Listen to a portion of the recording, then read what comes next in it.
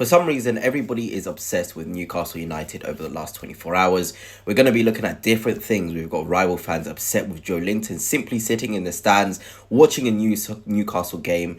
And they're saying, his attire is horrible and he's childish and all of this stuff. We've also got people saying that Newcastle United aren't a big enough club to keep on to the likes of Tonali and Livramento, who are linked with moves away. And we also have a bit of Enzo Maresca being salty, blaming the stadium for the decisions that went against Chelsea. But before I begin, if you are new here, please hit the subscribe and the like as well. It'd be greatly appreciated. But firstly, let's have a listen. Rory Jennings, Chelsea fan, talking about Joelinton. Just have a look at this.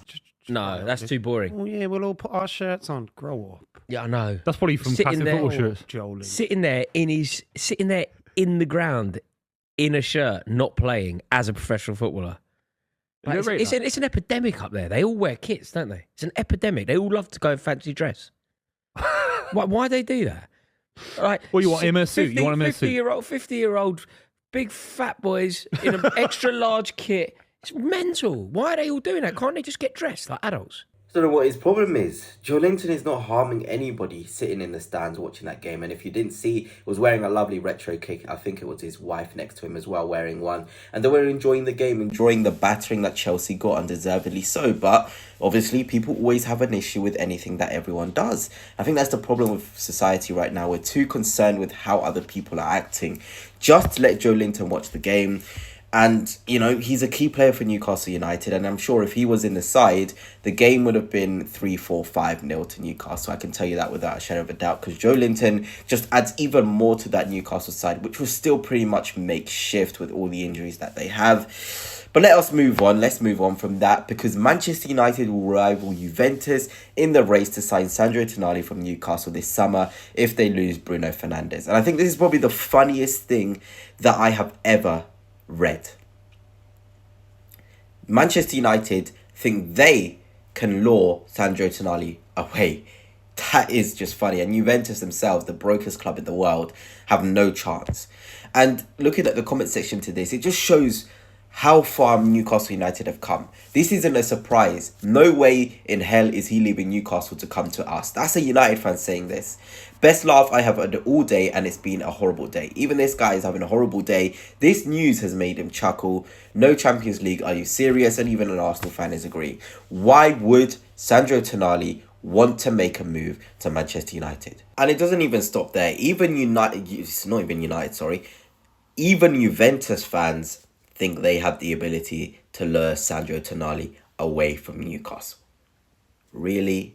I don't even know if they're going to get into the Champions League or whatever their situation is. But just have a listen to this Juventus fan speaking on Sandro Tonali. I think he's going to come back to the Serie A, 100%.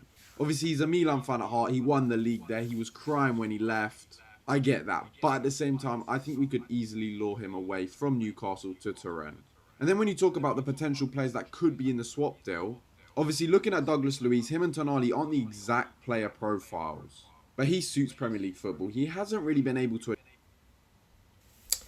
He seriously thinks Juventus can lure Sandro Tonali away from Newcastle easily. The fact he used easily. I think right now in the world, you're looking at projects. The best projects out there, I don't want to be biased, but I think Arsenal is one of them. I think Liverpool obviously too. PSG are quite exciting. And Newcastle. So why do Juventus think they could have any ability to lure Sandro Tonali away? It is a downgrade to go from Newcastle to Juventus, without a shadow of a doubt. If you told me a player was making that move, I would definitely say they're making a downgrade. 100%. And this Juventus fan thinks Douglas Luiz is any sort of saving grace to make this deal look any better. I think it is hilarious that this Juventus fan truly thinks that they can lure Sandro Tonali away from Juventus. But it doesn't even stop there with the players. Everyone wants to sign the Newcastle players. Tonali and Livramento now. Fabrizio Romano are slightly better sourced than the one earlier. Tino Livramento among options under consideration at Manchester City for the right-back position. 4-man shortlist with Walker set to leave for the Club World Cup, whatever. Why would Sandro Tonali want to go to Manchester City? I would even say right now, Manchester City are still a bit up in the air. it would not be a direct upgrade. Yes, I guess, even then, I can't really say Tilo Livramento would want to make that move to City.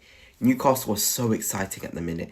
And I want you Newcastle fans to tell me in the comments down below, do you think Livramento making the move to City, you'd be happy for him and be like, okay, you're making a step up? Or would you think, we're building something great here? Why would you even want to make that step? Newcastle can be on that level City are on in a season or two. I really do think even next season or the season after, Newcastle will be challenging for that title. Definitely with the reinforcements they want to bring in. So why would Tino want to make that move? And you see these Chelsea fans who are still salty saying he's definitely jumping on the opportunity. Great baller. And obviously the Newcastle fans says that they're still bitter. And obviously Chelsea fans are still bitter for whatever reason. Why would Livramento want to make that move? Why? Anyway, from Livramento, let's move on to that Chelsea game and some of the stuff I love to see. Look at this from Bruno to Enzo Fernandez, who obviously gives so much stick, not only to Brazil, but to Bruno during the game. Just look at this, it was brilliant.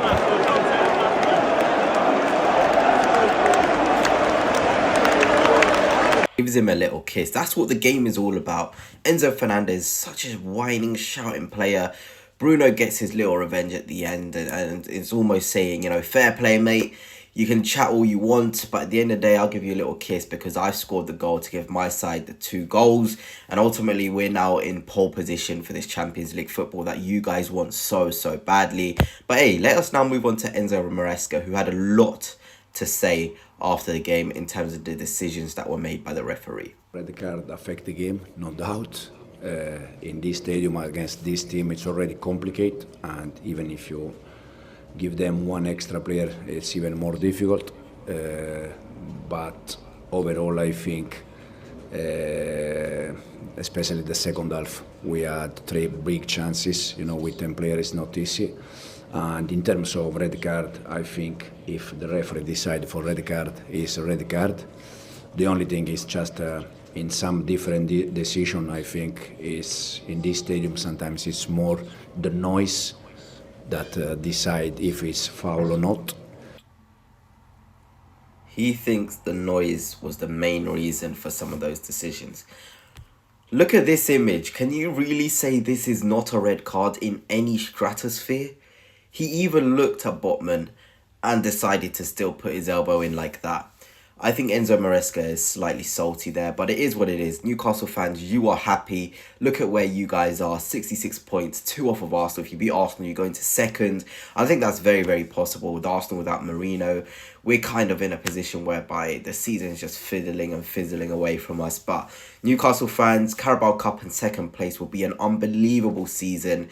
And I'm scared of what the future holds for Newcastle because you guys are going to be absolutely incredible. But anyway, that's it for now. And until next time, peace.